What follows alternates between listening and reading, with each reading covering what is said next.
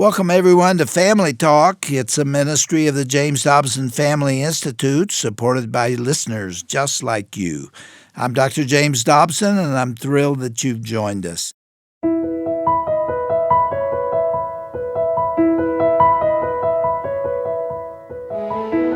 Well, welcome to Family Talk. I'm Roger Marsh, and today on the broadcast, we're going to continue our special tribute to one of the most influential voices of the 20th century, the late Zig Ziglar. Now, by the way, if you missed part one of this presentation, you can hear it again in its entirety when you go to drjamesdobson.org/Family Talk. You know, for more than 40 years, Zig Ziglar inspired millions through his books, seminars, and speaking engagements. He shared the stage with 3 U.S. presidents and was the author of more than 30 books. Through his organization, Ziglar Inc., Zig's message of faith-filled living and principled success continues to impact lives even today. But behind his public success was a deeply personal story of faith and family. Zig and his beloved wife, Jean, shared 65 wonderful years of marriage before his passing in 2012. He was 86 years of age. Together, they raised 4 children, Suzanne, Tom, Cindy, and Julie. Tragically, Suzanne went home to be with our Lord before her father. Now, in this conversation with our own Dr. James Dobson, you'll hear Zig Ziglar share candid insights about family relationships and how writing a heartfelt book became an unexpected bridge to spiritual healing between parent and child. He'll also reflect on those moments when heaven seems to touch earth in unmistakable ways, offering glimpses of God's larger purpose in our trials. So whether you're walking through your own season of challenge or simply need reassurance of God's faithfulness, today's conversation here on Family Talk will remind you that even in our darkest valleys, God's presence remains constant and His timing is perfect. And now, here's Dr. James Dobson to continue this inspiring conversation with Zig Ziglar right here on Family Talk. Zig, you lost a daughter not too long ago, and it had a profound impact on you, as it would for any father or mother. Explain what happened. She had pulmonary fibrosis. Is that correct? That's correct, Jim.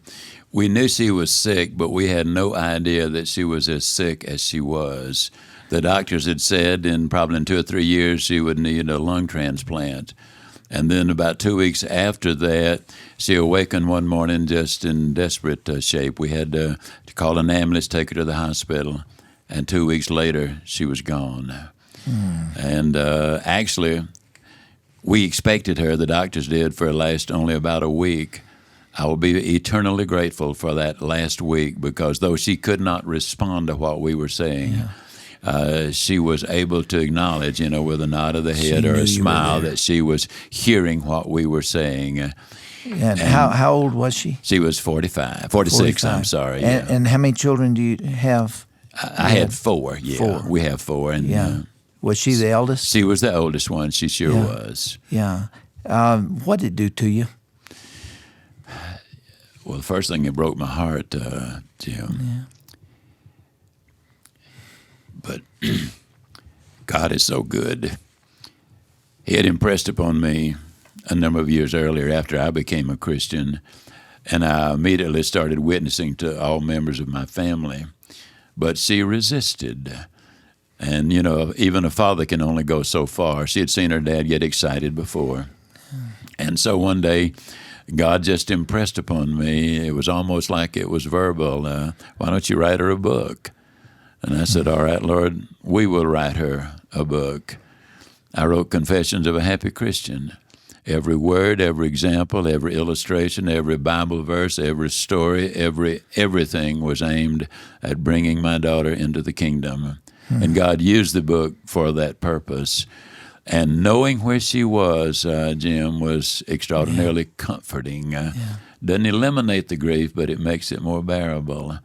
And one of the things, 2 of the verses that gave me so much comfort, Psalms 139:16 tells us that our death date is determined before our birth date. That removes guilt. We loved her as much as a child can be loved. We told it to her thousands of times. We provided the best medical care that was available. There were prayer meetings held for her in India and Israel and Canada and all over America and who knows where else. But God had her days measured. And so that removes guilt. We never once talked about, maybe we should have, or I wish we had have, or we could have. Did she know she was dying? She did. She knew it many months before she died, Jim. And the reason I know she did, she told me one day, she said, Dad, knowing your faith and your optimism, I'm afraid you're going to tell my daughter Catherine that God's going to heal her mother. Dad, we don't know that. God is sovereign. If he chooses to heal me, I'll rejoice.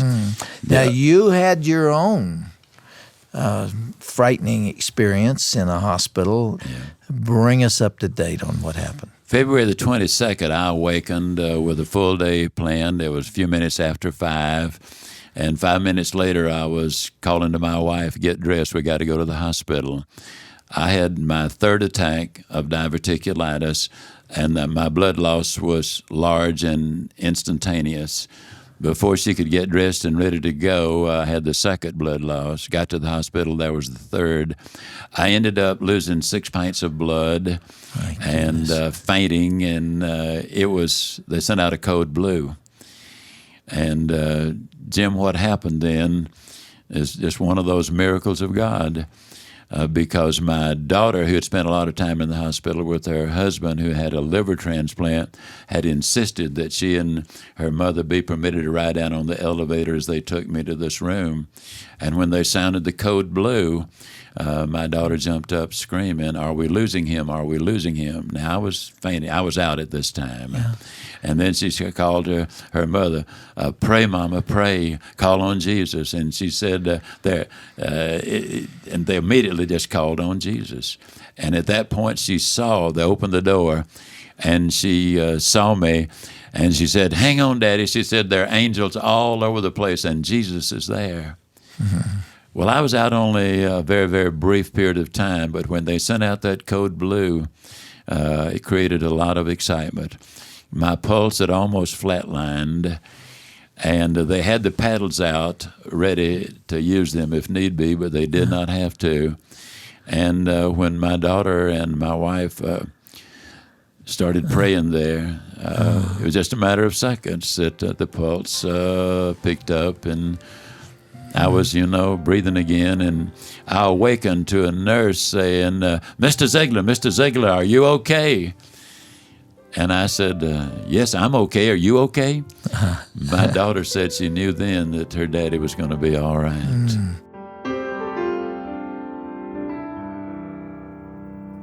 You're listening to Dr. James Dobson's Family Talk, and a deeply moving conversation featuring Dr. Dobson and his good friend, Zig Ziglar.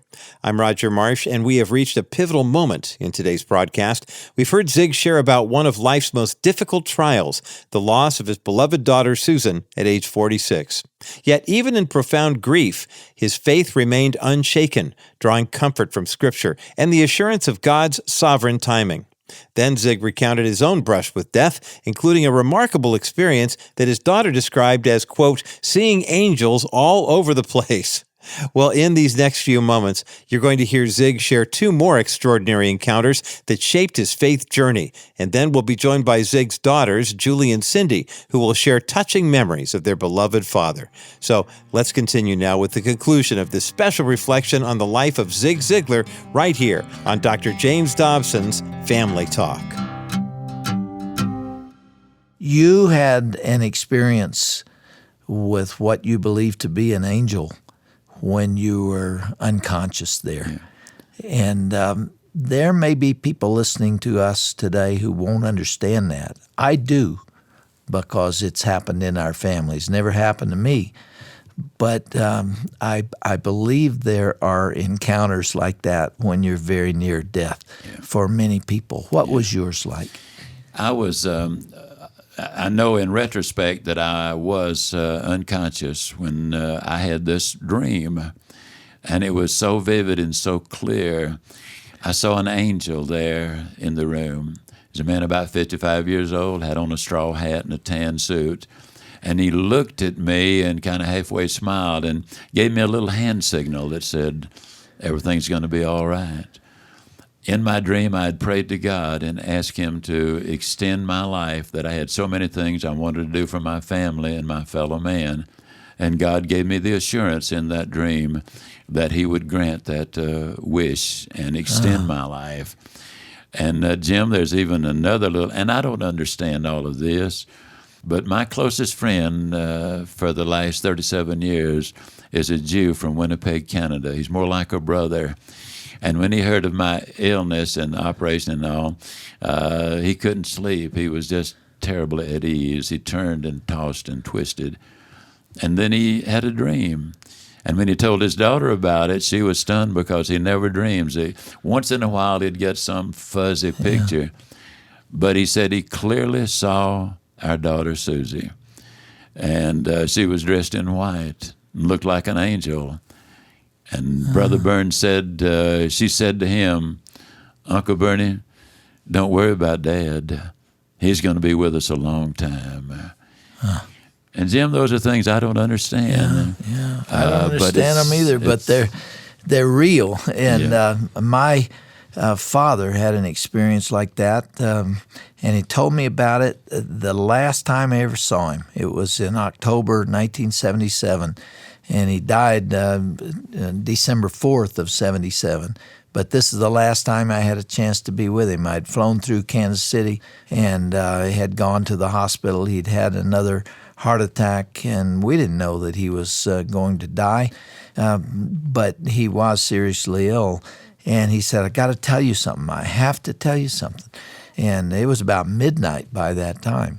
And he told me about an experience he'd had that morning, where he had a something on the order of a vision that occurred before dawn that morning. It was the gray light of early dawn. He described it in great detail. And he said, I was not asleep and I was not in a coma.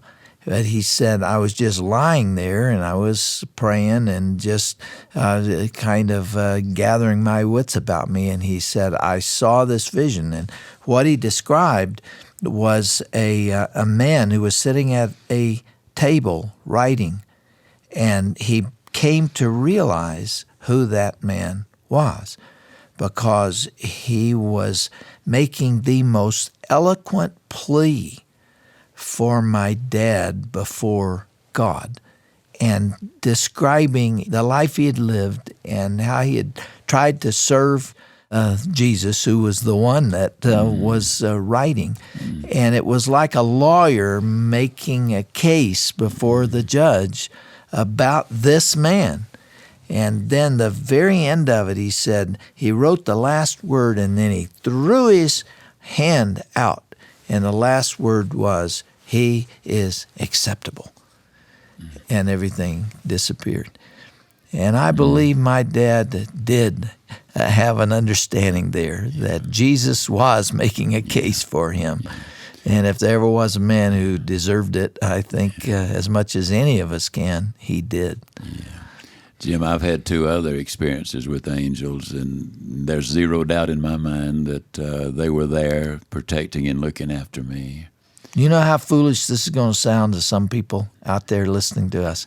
Because it sounds so, like a myth. It sounds like we are manufacturing things. Yeah. But I believe it. Yeah. One of them, I very briefly will tell you, I crossed the railroad track on my way home one evening late. I remember crossing the railroad track, and I remember turning right.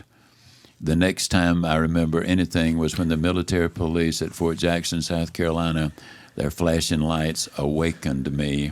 I was several miles, but several blocks inside the fort. They had to lead me out. I had gone straight for 5 miles, had turned 90 degrees left, was doing about 65 miles an hour through the guard gate there at Fort Jackson, and that's what they told me later. And then they had to lead me back out of the fort. When I got home and told my wife about it, she said, honey, I was praying for you awfully hard tonight. I'm convinced beyond any doubt that an angel drove my car. People say, well, you weren't really asleep.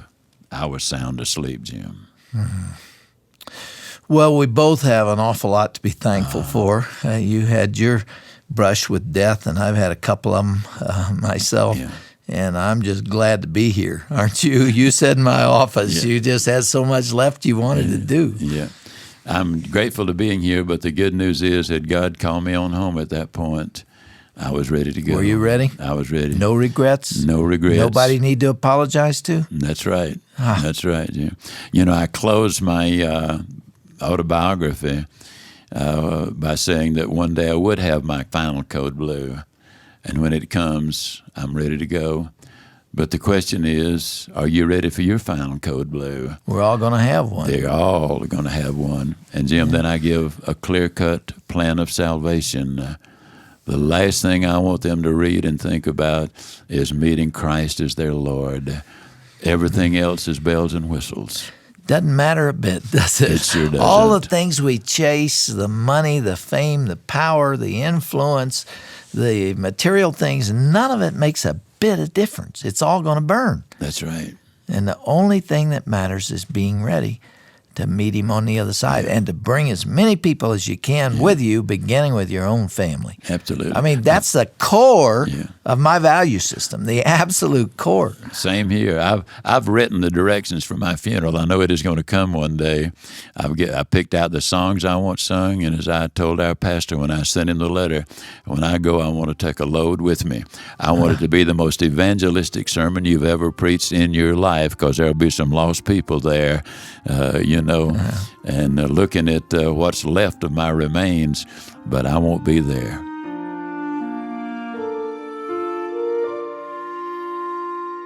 Well, for those in our listening audience who have just joined us, I'm James Dobson, and what you've just heard was an interview done between me and Zig Ziglar, my great friend, and what powerful final words those were, spoken by Zig Ziglar. And that benediction summarizes the man. You can hear in his words his character, his values, his love for his family, his love for the Lord. And to put a capstone on this tribute to Zig Ziglar, we have placed a phone call to his two daughters, Julie Ziglar Norman and Cindy Oates.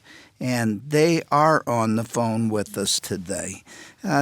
Julie and Cindy, thank you for joining us today. You've been listening to those words from your dad here on the phone, I think, and so you have undoubtedly been touched by what he had to say.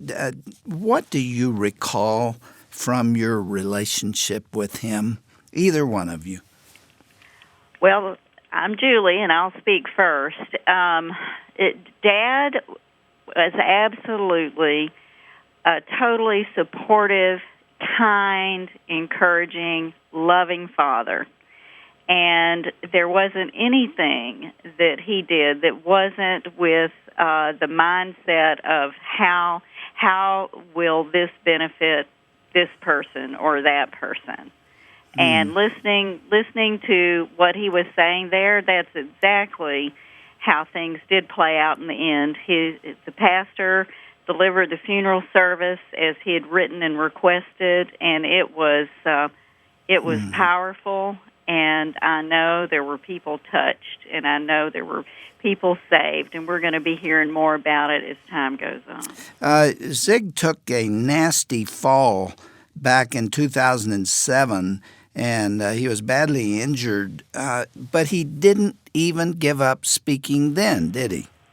No, he did not. He just found another way to continue doing what he felt like the Lord wanted him to do, and that was to encourage people, maybe in a different way, who had suffered a setback and who were no longer able to function like they had. He wanted to show folks that you might not be all you had been, but you could still be everything God wanted you to be.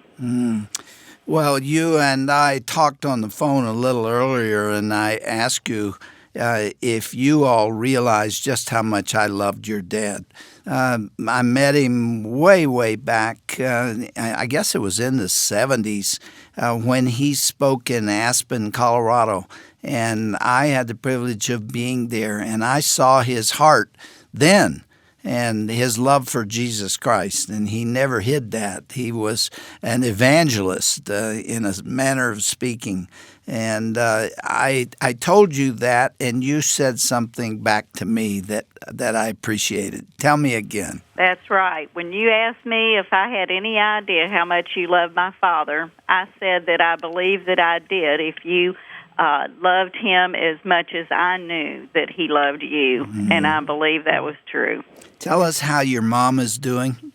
Well, this is Cindy. Mom is amazing. She's in a retirement home, and she's made a lot of friends, and she's still hugging every chance she gets. Well, I hope you'll give her our regards. We heard today about the loss of your sister, Susan, at the age of 46. You can imagine, I'm sure, that they're together on the other side today. Yes. Yes, and I tell you what, I just want to share this with you because it's such an extension of the interview that you did with Dad all those years ago. When the doctors let Dad know that his time was slipping away, his very first response was, well, you know, it's kind of sad to think of all of this coming to pass, and he spread his arms out wide. He said, but you know, I just can't help but get excited when I really stop and think about it. Did you know the Lord has gone ahead to prepare a place for me that is so incredible, I can't even imagine it? Mm-hmm. That was his first response. I feel the same way. Jean, your mother sent us a little note in the last week or two saying that she hadn't been completely aware of the impact your father made on the world until after his passing. But it's going to happen again today, and in fact just has. Thank you all for joining us. We're out of time. I hope to get a chance to meet you at some time. Please come by and see us here at Family Talk, and our prayers are with you. Oh, thank you, Dr. Dobson. Thank you so much. God's blessings to you and your family, and especially to your mom. Yes, to you as well, and to everyone there who makes your ministry just serve God. Thank you. Well, listening to Julie and Cindy share memories of their father and hearing their piece about his homegoing really does bring a touching completion to this conversation with one of America's most beloved voices of faith and encouragement. You've been listening to Dr. James Dobson's Family Talk, and a powerful conversation featuring Dr. Dobson and his friend, the late Zig Ziglar. From near-death experiences to heavenly encounters, Zig Ziglar's unflinching faith reminds us that life's greatest purpose isn't found in earthly success, but in being ready for that final moment when we meet Jesus face to face. Now, if you missed any portion of today's broadcast, or if you'd like to share Zig's inspiring testimony with a friend or loved one, go to drjamesdobson.org/Family Talk. There you'll find both parts 1 and 2 of this memorable conversation, along with information about Zig Ziglar's books and his ministry. Again, you'll find all that information on our website at drjamesdobson.org/Family Talk. You know, Valentine's Day is just a few days away. Guys, it's actually coming up this Friday. Hint, hint. We all know that marriage isn't just about chocolate and roses and fancy cards. Sometimes relationships face real challenges that require wisdom and courage to overcome them. That's why I want to encourage you to check out the brand new resource that is designed to strengthen your marriage, and it's the Love Must Be Tough email series, drawing from Dr. Dobson's timeless book with that same title, Love Must Be Tough, a 5-day series that will provide insights and trusted guidance to help you navigate both the everyday moments and difficult seasons of marriage. Each daily email includes practical steps, biblical encouragement, and additional resources to help you build a stronger, more resilient relationship. You can sign up for this free resource online. Simply go to drjamesdobson.org and then enter your email address. That's drjamesdobson.org, and then enter your email address for the brand new Love Must Be Tough email series. Well, I'm Roger Marsh. Thanks so much for listening. Be sure to join us again next time right here for another edition of Dr. James Dobson's Family Talk.